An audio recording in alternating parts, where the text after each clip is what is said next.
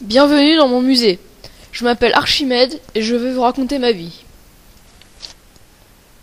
Je suis né en 287 avant Jésus-Christ à Syracuse. J'y ai passé mon enfance. Mon père, Phidias, était astronome. Très tôt, je suis parti à Alexandrie. J'y ai appris auprès d'Euclide, qui dirigeait la grande bibliothèque.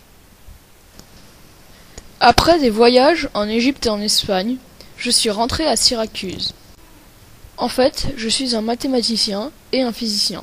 Et comme vous devez le savoir, j'ai inventé et découvert beaucoup de choses. Je vais vous parler des plus connues. La vis sans fin.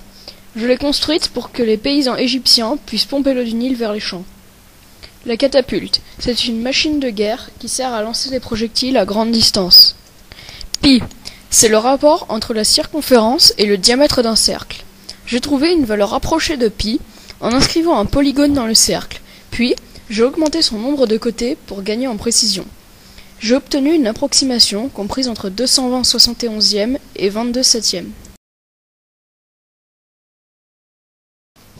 La poussée d'Archimède. Un jour, je suis allé prendre un bain. Quand je suis rentré dans l'eau, je me suis senti plus léger, et en gonflant mes poumons, je me suis mis à flotter davantage. J'en ai déduit ce qui s'appelle de vos jours la poussée d'Archimède. En fait, quand un objet est plongé dans l'eau, une force s'oppose à son poids. C'est la poussée d'Archimède. Si la force du poids est plus grande que la force de la poussée d'Archimède, alors l'objet coule. Si la force du poids est plus petite que la force de la poussée d'Archimède, alors l'objet flotte.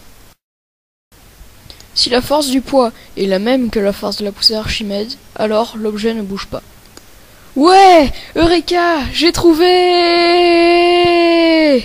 Comme vous avez pu le constater, je suis mort. Mais pas n'importe comment. Depuis longtemps, les villes de Rome et de Carthage s'affrontent et Syracuse est très bien placée pour prendre des vivres. J'ai vécu pendant la deuxième de leur guerre. En 210 avant Jésus-Christ, les Romains commencent un siège, mais grâce à mes inventions, nous les avons tenus à l'écart pendant 2 ans. En 212 avant Jésus-Christ, les Romains s'emparent de Syracuse et sèment la terreur.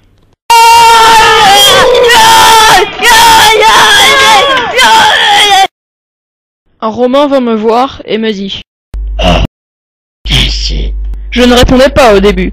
Il s'approcha de moi. « Attention, tu vas écraser mes cercles, imbécile !» Disons qu'il ne l'a pas très bien pris. Et me voilà mort, avec un coup d'épée dans le ventre. Les Romains me construisent une sculpture en mon honneur. Merci beaucoup de m'avoir écouté, et revenez quand vous voulez dans mon musée.